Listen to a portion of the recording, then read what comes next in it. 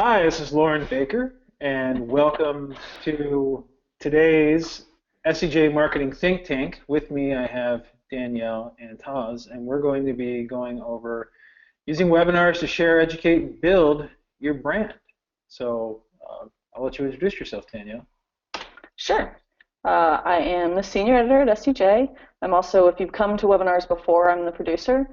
So I'm usually in the chat box. Today, you've got my beautiful face and Lauren. I also produce ebooks and white papers for SEJ. I do all the copy editing, and I'm freelance. I work with small businesses, usually doing social media and stuff like that.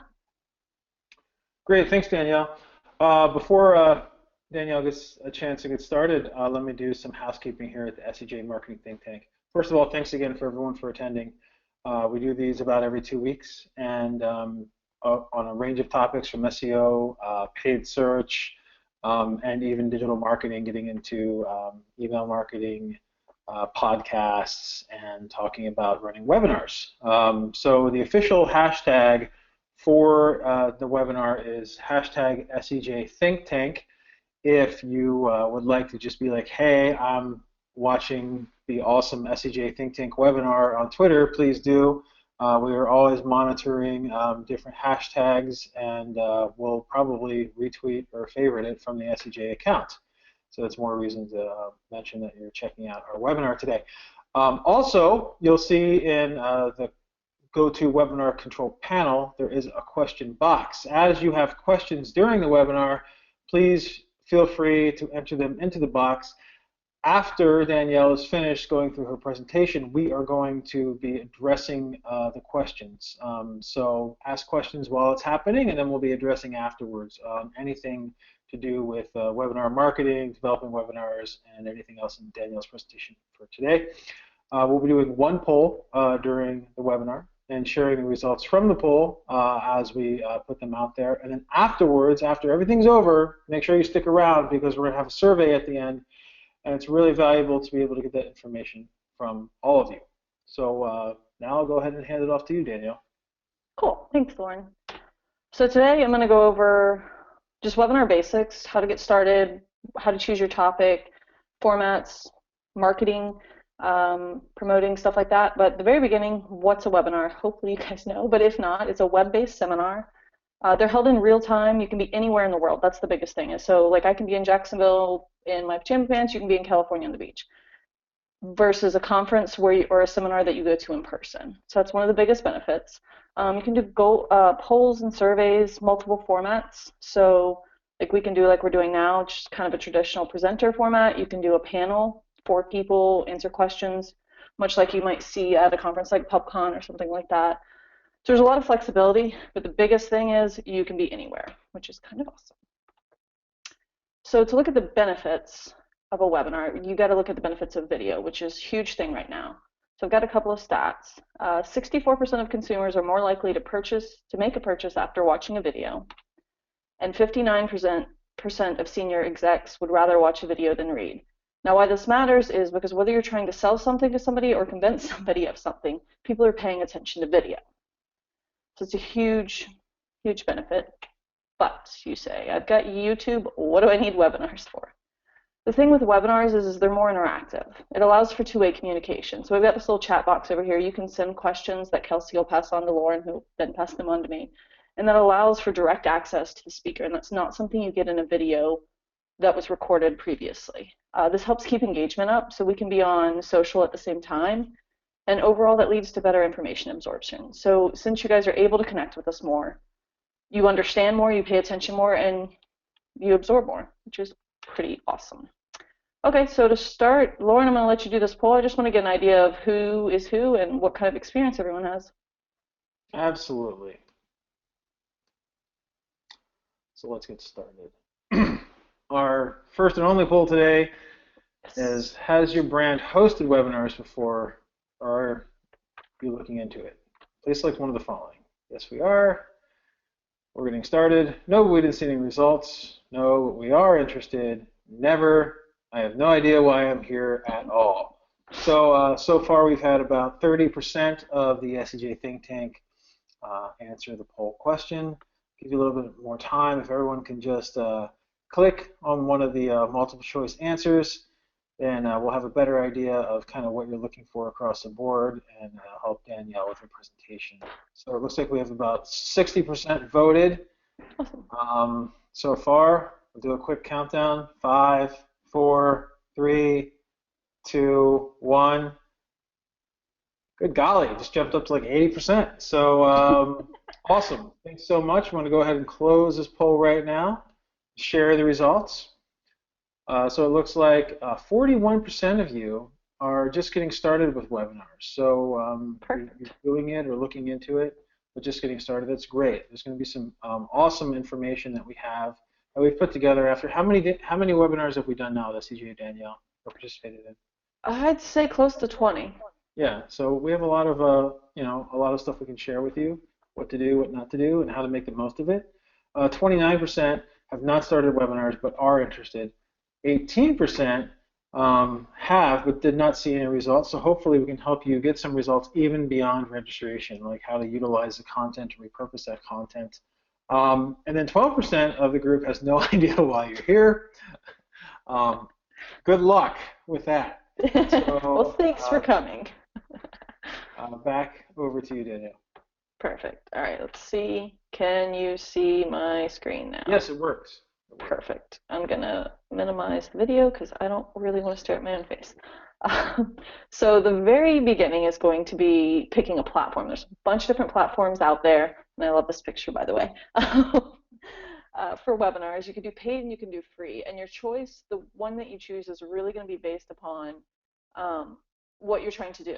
If you have an SEO tool, say, that you've already sold to someone and you just kind of want to show them how to use it better, you're probably going to go with free. You're most likely not going to charge someone to go to that, so there's not really any benefit of using a paid platform. Now, if you just want to talk about SEO and maybe mention your SEO tool, you might go with the paid because it might be paid training that people are coming to see. So just think about what your goals are in the end with the webinar. And I'm going to go over some of the pros and cons. So you've got, for free, you can use Google+, Hangouts, Skype. People are familiar with those. You can usually do around 10 registrations, sometimes a little bit higher. It allows you to do the screen sharing like we're doing now. You can do video. You can usually record. The cons of it are that you don't have a lot of the tracking, so you're not able usually to collect emails. You don't have any of the branded invites and branded landing pages like you do with some of the paid versions. And I mean, people are familiar with it, so that's good, but you're not getting a lot of the good information. On air is actually a good kind of in between. It is paid, but I believe it's paid, sorry. It's a Google add-on, so it takes Google Hangout and makes it more like a webinar. So you can do one-click selling, you can charge people to come to your webinar, you get a lot more functionality with that. And on the paid side, there's a bunch of popular ones. These are two of the top ones, Webex by Cisco and GoToWebinar, and that's the one we use. These ones allow you to do, thousands of attendees. Like I said, all the branded landing pages, you collect emails, you can do follow-ups. There's a lot of built-in functionality that's really, really useful. We're using GoTo right now. I do like it. There's some limitations for sure. We've had some bug issues. They've been working on that, and I will say their customer service is fantastic. Anytime I've had an issue with them, they've been on it. Con-wise, they start at $79 a month for up to 100 registrants. And what you have to think about with that 100 registrants is that only about 30% or less are going to show up. So if you're looking to get 100, 200 attendees, you're looking in hundreds of dollars per month, which might not be cost effective for your business. It depends on what you're trying to do. So after you've got your platform, you need to choose a topic. And again, this is going to depend on the goals that you have and what your business model is. So if you're trying to sell an SEO tool, the topic that you choose is going to be a lot different if you're trying to sell funky cross-stitch patterns on Etsy. There's a couple of places you can look when you're trying to come up with good topics. So your FAQ page, if you have one, it's going to be a good source. What are people asking questions about? They want information. Producing a webinar on that information is a great way to give them that information. Use your Google Analytics for top traffic pages and see where people are going. There's a good chance if a lot of people are going to a specific page, there's a reason for that. Also ask, if you have the sales and social team, ask them what questions are they getting, and poll your audience. That's a really easy way to just be like, hey, what do you guys want us to talk about? For us, we allow pitches at SCJ, so writers will come and be like, hey, I've got this idea, I want to do this presentation, and I'll take the topic and I'll look at based on past webinars, how well that's done. Our lowest attending webinars were social for some reason. I don't know if it's because we tend to lean more towards search, and the highest was local SEO. So that's something to consider, is tracking what you're doing to see what's most popular. After you've got your topic and your platform, you get to pick a format. I'm going to tell you guys a story. So when we first started at SCJ, we had this fantastic idea that we were going to do these website audits. We had Lauren, Matt, our writer, Slobodan, our previous CTO, and Kelsey Jones, our executive editor, experts in their field, lots of great information. People would come on, they would audit their website for free. So 15 to 20 minutes of absolutely free consultation. We thought people would be super excited about it, and nobody cared. We had, I guess people don't want to see other people's websites get audited. So just don't listen to your audience. We loved it. We thought it was going to do great internally. It did not. So just keep that in mind. There's a couple of different formats. You can do a single expert presenter. It's kind of like what I'm doing now. So I'm talking. We're also doing moderated, so it's kind of a mix. You can do dual presenters. We've had some good experience with that. If you have really good chemistry between two people, they can kind of play off of each other. Helps kind of pull the audience in a little bit if it's done correctly.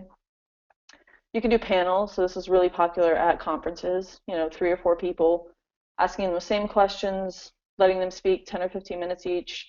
There's a couple of different ways you can do that. You can do moderated, moderated session, which is, again, partially what we're doing now, where Lauren talks, introduces me. He does the polls. He'll do the Q&A at the end. Or mix it up. That's a really good way. I just say test and listen to your audience. If people aren't coming, there might be a reason for it. Okay, so next you need to know how to market your webinar, and I suspect that's the reason many of you guys are here. If you've had webinars and haven't had a whole lot of success with them, it's most likely because you're not marketing well. This is the most vital aspect of having a successful webinar. And I just realized I'm pretty sure there's a typo there. That's awesome. So the biggest thing is focus on your strengths. Where are you already strong? Do you have an awesome email list? Is everyone really, really good on social? Do you have a really good community on social? Those are the areas you're going to want to focus on. Writing a blog post, even if you don't have a super popular blog, writing a blog post and being able to share that on social is a good way. Use the built-in platform tools, particularly if you're using the paid versions like GoTo and Webex. They have a lot of built-in tools to help you. You can build branded landing pages with tons of information. You can send out emails. There's lots of tools. So just look into what the tool that you choose offers. Definitely push it on social. Consider boosting. We do that at SCJ. You can track it to see like how that's converting and see what works. You might do better on Twitter. We tend to do mostly Facebook. Twitter, LinkedIn, just see what works for your business. If you have email lists, please leverage those. If you've got 25,000 people on your email list and you're not telling them about your webinar, it's a huge missed opportunity. We don't do PPC, but I know for a lot of brands that might be super effective. So consider that if that's something that works for you already. All right, so now I'm going to tell you how we do it. So I've got 2 images here on the left. This is actually what we post on our homepage, and this will, so right now this is a screenshot of what was on our site today. Tomorrow, our developer will switch it over to our next webinar, so that's always there. It's in the right sidebar of our website. And then this other image is a featured image that goes on our blog post. We have our designers especially create these. If they look clean, they're nice, they share well on social. We write an announcement post, so usually about 2 weeks out I write an announcement post. Hey guys, this is the next webinar, this is what it's about, this is who will be speaking, here's who I think should attend. So today it would have been people who have either tried webinars and not been successful or people who are considering doing webinars. We send out an email blast. That's one of the most effective ways that we drive registrations. We have a pretty big email list. I also sit down with Caitlin, our social producer, and worked out a social sharing program. So we've sat down and decided, okay, on Twitter, 2 weeks out, this is how many times I want you to mention this on Twitter, on LinkedIn, on Facebook. We have it laid out. It's the same every time, and it makes sure that that gets followed, which is important. You can have all the ideas in the world, but if you don't follow through, it's not going to be very helpful. Like I said, we also add to our homepage, and I changed the slide. The platform that we use, GoTo, sends out a reminder email. That's really great because it sends it out 1 day and 1 hour before. So if people forget, they get those 2 reminders to actually attend. A trick I use is sending out click to tweets to our whole team. So I write out, hey, SEJ Think Tank, next Wednesday, blah, blah, whatever, with a link to the registration page. And I create click to tweets for the team. I usually create 2 or 3. And I send those out in the email to our whole team. Your team wants to support you. They want to make it better. They want people to come to your webinar, make it easier for them. So in addition to making things easy for attendees, make it easy for your team to help you. All right, now to the live event. I think a lot of people who do webinars, a lot of brands, really, really underestimate how important actually preparing and practicing for the webinar is. You always need to practice, and this isn't just practicing the presentation, right? So someone says, oh, I've done this presentation 5 times, I don't need to practice it. It's not the actual presentation so much that they need to practice, although if they're not comfortable with it, that does need to be practiced. It's me and Lauren sitting together and going, okay, Lauren, you're going to speak first, and then I'm going to introduce myself, and then we're going to go back to you. Okay, so that we're not talking over each other, so that the handoffs are super smooth. We practice so that I know, okay, Lauren's going to do the polls. He's going to give me a cue when he's ready for me to come back on. That smoothness, it makes a huge difference. You also want to, especially if you're working with people outside of your team, I've had issues with these, verify the Wi-Fi. Don't decide to move to a conference room and use Wi-Fi the day of the webinar. That's a terrible idea. Don't use new equipment. Make sure your earbuds, your headphone, your laptop, your webcam, anything that you're going to use the day of, make sure you're comfortable using it. It'll save you a lot of headaches. Sign on about 15 minutes early. That's what we do. It makes sure, like, your computer decides it needs to update. If you sign on 15 minutes early, you'll be good on that. And have a support team. So this is one of the things that we do that I think makes the biggest difference. At SCJ, we use a complete support team. So you're listening to me speak right now. Lauren's kind of hanging out because he's probably still on camera. But Kelsey and Caitlin are also backing me up. So I'm speaking. Lauren's ready to jump in if I stall or my computer crashes or something. Kelsey's manning the question box. She's chatting with you guys, helping hopefully if you have any system issues with GoTo that happen sometimes, and sending your questions over to Lauren for us to discuss later. Caitlin, our social producers on Twitter, and she's manning that, sending any questions she gets over to Lauren, just talking with you guys, live tweeting the presentation. That support team is the only reason our webinars go as well as they do. And I mean, we make mistakes. It's a live event. It's really hard not to mess up occasionally. But having that support team and not just expecting 2 people to do it, I think it's one of the reasons we're so successful. Okay, so after the live webinar, the work's not over. The follow-up. So obviously the biggest point is having a plan. At the end of the webinar, you want to include a CTA. So this is going to refer back to whatever your goals are for the webinar. So for us, we're usually educating and doing brand building. So at the very end, we do the survey that Lauren mentioned at the beginning. So once the webinar closed down, this survey will pop up. Hey, what did you think of the presentation? What kind of topics would you be interested in? We need that information. If you're trying to sell your SEO tool, it might be like, hey, are you interested in an SEO tool? Cool, send me your email, I'll send you some information. Having that CTA will make a huge difference in getting an ROI on your webinars. Consider the follow-up email. If you use a paid platform like we do, GoTo, it has a built-in email. I use that to send out a link to the YouTube video and the slides on SlideShare. Thanks for attending, that kind of a thing. You can utilize that in a bunch of different ways. Follow up on leads. So if you do say, hey, are you interested in my SEO tool? Actually use that information and follow up. See what else they might need. Send additional resources. To go back to the SEO tool, if you're selling your SEO tool, they didn't buy it, maybe you wrote an SEO paper they might like. Try sending that out. Don't spam, but make the most of the resources that you two have. Also consider adding them to your email list. Super easy way to stay connected after a webinar. So I'm going to go over actually what we do at SCJ. We produce a lot of content, which is easy to do, and we do our very best to stay connected. So it starts out with, after this all wraps up, we write a recap post. It'll embed the YouTube link. It'll embed the slides. So the video goes on YouTube. You can see right here, these are actually, it's a screenshot of all the past webinars uploaded on YouTube. Slides go to SlideShare. For team ones, we have team and we have sponsored. The team post, we do a long form post, which is basically an elaborate transcription. I'm not a fan of video. I prefer to read. By providing it in both formats, you're giving people the choice of how they absorb the content. And the recap posts also go under a social sharing program. So over the next couple of months, Caitlin will shoot out tweets and Facebook updates from all of our different webinars. Hey, did you miss our webinar? Here's a recap post. Super simple. It just gets added to our program. And it's a way to keep people engaged in the content. Yeah, we create, I think, 4 pieces of content per webinar, and that's addition to the live event. So don't underestimate the amount of content that you can produce. There's a lot of different ways you could go about doing that. Okay, so that's what I've got. Here's a few key takeaways. First and foremost, listen to your audience. Make sure you're tracking all the information, likes, dislikes, what kind of topics get attended a lot. Play to your current strengths. So if you have really awesome community on Facebook, make sure they know about your webinar. Make sure you post your recap post there. Test. That kind of goes with listening to your audience, and practice, because polished presentations help build trust. And I think we're back to you, Lauren, for the Q&A. Absolutely. Thanks, Danielle. And also one thing I've really noticed is that we preach this a lot in the world of content marketing.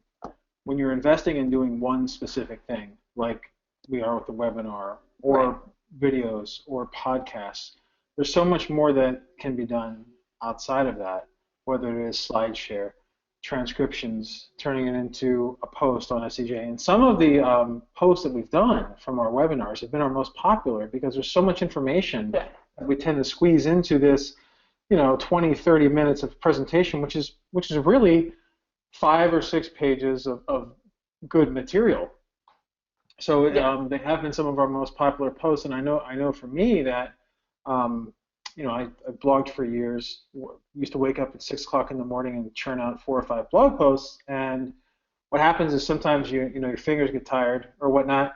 And so by doing something like a webinar or a podcast or speaking, it gives you the ability to get that content out there. It's just a question of capturing it and implementing it off-site. So really great examples. And then hopefully any of you out there that are doing webinars yourself, we'll send you the wrap-up links to this webinar and some examples of some of the other ones that we have turned into long-form blog posts on the site that have gone very popular. So I do have a number of questions for you, Danielle, so I hope you're ready. Cool. I am. Steve M. asks, how do you come up with topics for the SEJ webinars, or webinars in general? Well, for SEJ, like I said, we do the pitched. So people come to us, except for, this one I came up on my own because I was like, hey, we do webinars. We should tell people about the webinars we do. Again, like I said, look at your FAQ pages. Look at what people are saying on social. Any research that you do that you needed information on, I think a lot of people skip over that. If you have trouble finding information about something, maybe you should create content. So it's really just going to depend on what you're doing. So it's hard for us because we're a publisher, right? So we have a pretty wide range. If you're selling car parts, it's a little bit more difficult. So it's going to depend. Look at the resources you already have, but it is going to depend on your brand. Great.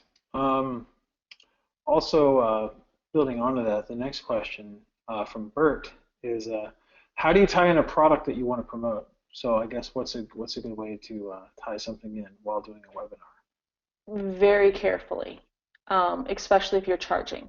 So if you're charging someone to come to your webinar, they're expecting to learn, not be sold to. If you're doing webinars, unless you make it extremely clear that you're selling, be super careful with that. It needs to be organic. So for example, we do sponsored webinars, right? I mentioned that. Of course I want to mention that because that's a thing that we sell. But I didn't mention it a lot. We didn't talk about it the whole time. If I had a book and it made sense, I might reference it, but I'm not going to spend the whole time talking about it. Be extremely careful and make sure it's organic. Yeah, absolutely. Really, no one wants to spend 30, 40 minutes of their time getting a sales pitch, right? The reason why you attend a webinar or anything like it, like a conference or whatever, any kind of event, is to learn. If the person presenting is a thought leader, they're more or less pitching themselves. It is, if you have written a book or whatever, mention it at the end, put it in the slide, whatever it is. But don't go overboard. And if it's to promote a product, hopefully the information that you're sharing helps build demand for that product, which can then be associated with what you're putting out there online as well. And Yeah. we kind of touched upon this for the next question is how do we sponsor webinars or partner with brands at SEJ?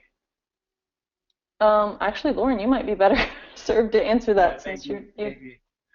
So when we started the webinar series, basically the plan, hey, we're a publisher, we have to monetize and pay for putting together all this great information over at SEJ and publishing all this information. So when we started the webinar series, basically the idea was we start out with the SEJ team because of the writers that we have here at SEJ. Just like in your business, you may have some bloggers or a thought leader that represents a business and other channels. Why not get them into doing something like a webinar, right?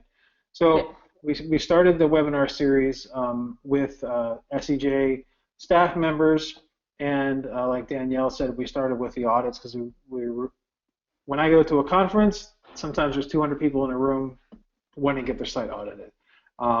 We learned that in the webinar atmosphere that maybe it's not the best, so we really got into more so presentations and teaching and learnings. Now, after about 2 months, what we started doing was we have every other webinar that we do at SEJ is from an SEJ staff member, and the other one is sponsored. So we have sponsors that traditionally sponsor our email or our website, or some that are just very interested in webinars.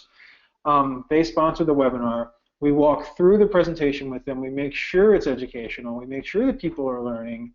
And the benefit they get from that is the branding, the brand association, the ability to position themselves as a thought leader, and the ability for us to follow up with all of you, the think tank attendees, with a sponsored message from that person. So I think really, like I said, for some businesses, they've already identified webinars, things like white papers, as things that really help position them and build their lead flow, and they work well with us as sponsors. And transparently, in the future, we might do something like finding a sponsor to do a webinar like this, where it's SEJ team members, and we have a sponsored message during the webinar like you would have in a podcast or even see on a post,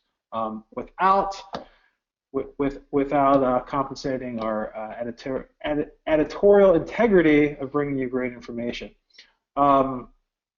Which is actually why I don't know that much about the sales side. Yeah. We work really hard to keep those separate. That's true. Division of church and state in the world of publishing is always important.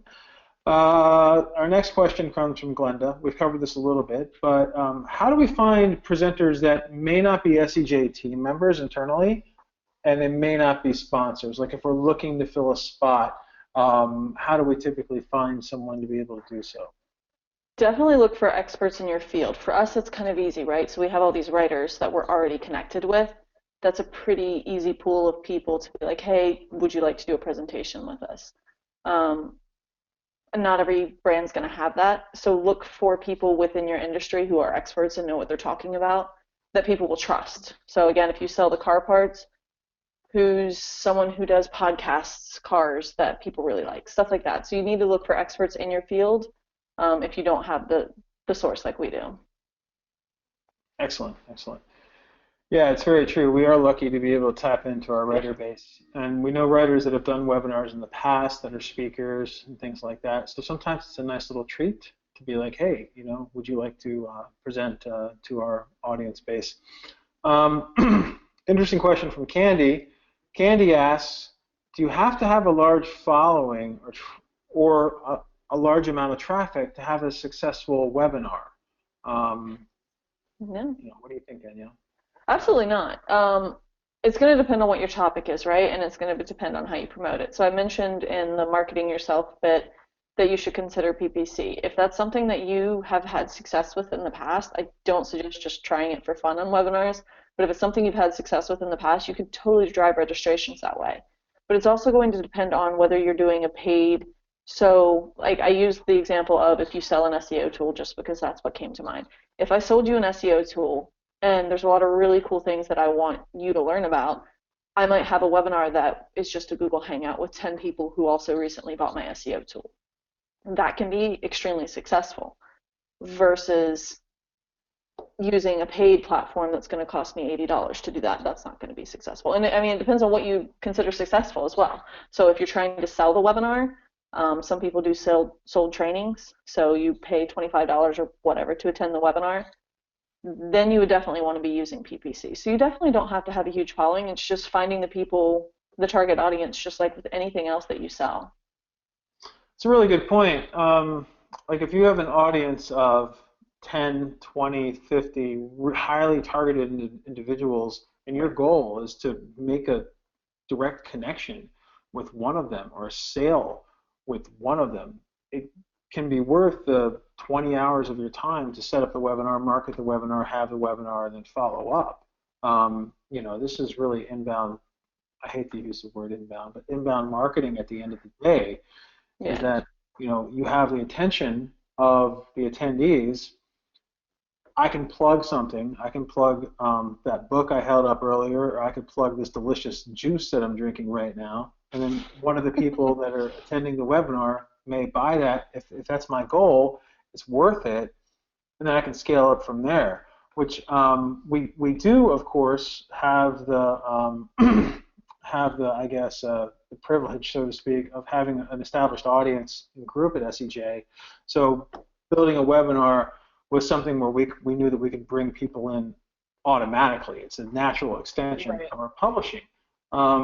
If you're starting from scratch, what I would say is look at also various other KPIs that are associated. So again, turning this into a blog post and how much traffic you can have in the blog post over time, uploading into YouTube, and the video views that you'll get over time that are associated with your brand. Some of the webinars that I see on YouTube have had thousands and thousands of views and lots of comments and questions in the comment box. And these are like 1-2-year-old webinars. So there's value there too. Next question from Trevor is kind of building off of that a little bit.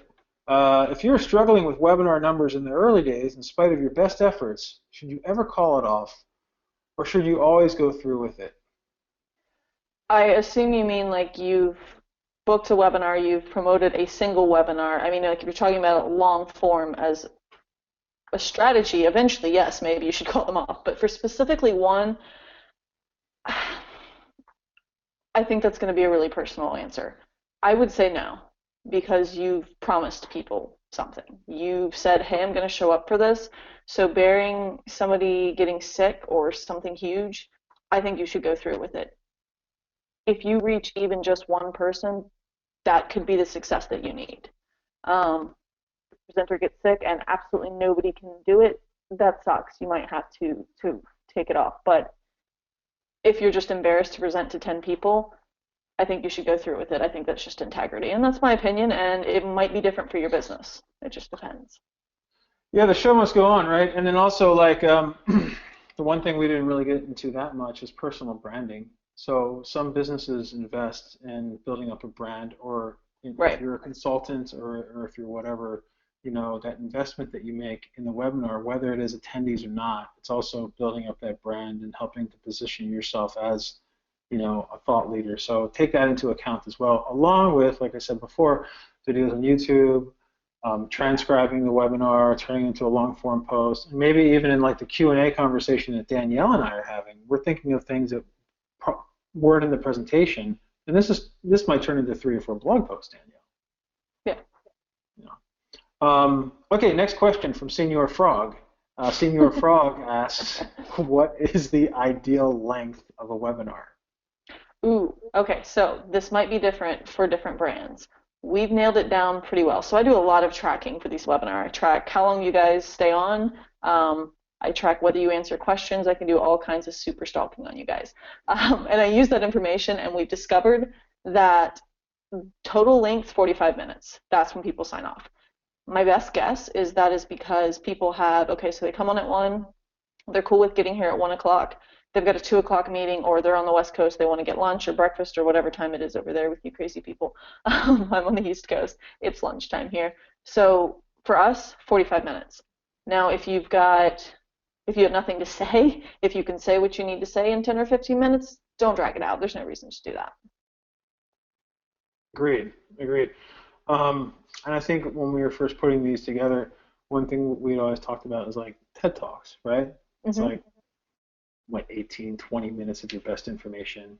So it kind of forces you to cut down and get cut right to the chase, right? Next question I have from Tony is we're doing a webinar for only their publishers, so I guess their customer base or their publisher base. Okay. However, should we promote it publicly, even if you have to be one of our publishers to join the webinar? So maybe this is like someone from an advertising company, Okay. and they're just doing a webinar to help their publishers with like, hey, let's make your site faster to help serve ads, right? So is it worthwhile to invite others outside of their private network to join the webinar, to make it public? In some cases it could be. For example, if you're trying to pull in more publishers, hey, this is one of the perks of our publishers. Do you guys want to sit in? So I think there are some benefits, or even if you just want to show off, because it's just, for some reason it makes sense for you to show off that you do webinars, it might be effective. That's definitely going to be case by case. I think I would need a little bit more information to give a definitive answer. Yeah. Next question. This is a good one from Ken T. Asks, what kind of camera would you recommend for a webinar? Do desktop cameras work better than mobile devices? Depends. Now, don't hold up your phone. That's going to be terrible. You're going to be shaking all over the place. Right now, I'm using a Lenovo Yoga laptop that converts to the tablet stand version. You guys told me. I think it works pretty well. You definitely want to make sure it's stable.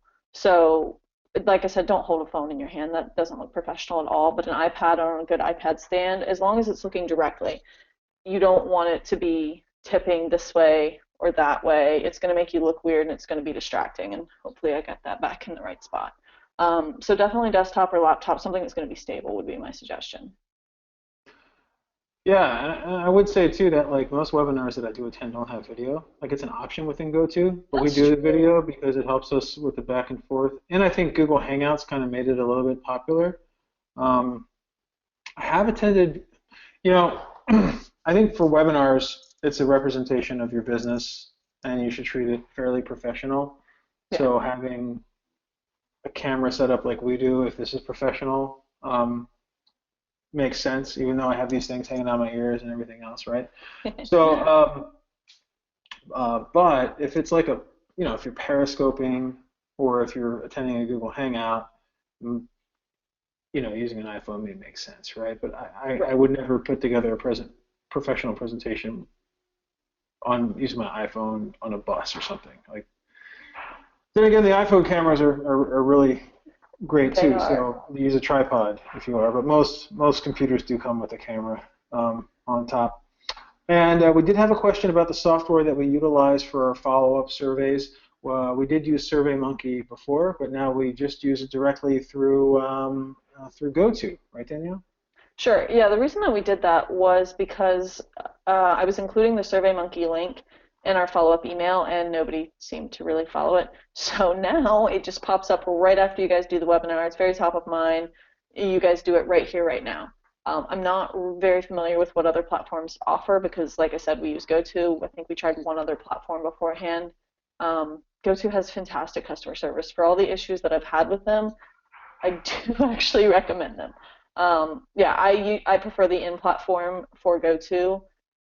You can definitely test and see what works, but SurveyMonkey, it was just another link people had to click and it just wasn't effective. Great. Thanks so much. That's it from the Q&A perspective. Anything else you'd like to add on, or any last minute tips on the webinar side, Danielle? No, other than the next webinar, which is this is also one way that you could promote your thing. This whole time we've had this Q&A session up, you guys have been staring at this local SEO for the next webinar, so we might take that for the person that was asking how to promote things. There you go. Yeah, so our next webinar, is on October 28th. It's going to be on local SEO, case studies for big brands. That's October 28th at 1 p.m. Eastern with Steve Weideman. And that may or may not have a Halloween theme to it. Probably may not. But we're going to say goodbye to everyone. But please stick around for the survey so we can get that feedback from you. And we'll be following up. This webinar will be posted on our Search Engine Journal YouTube channel, as well as we'll be sending out follow-up emails with links to that video, and we'll be doing a recap on the site. So thanks again for joining us on the SEJ Marketing Think Tank. Thanks, guys.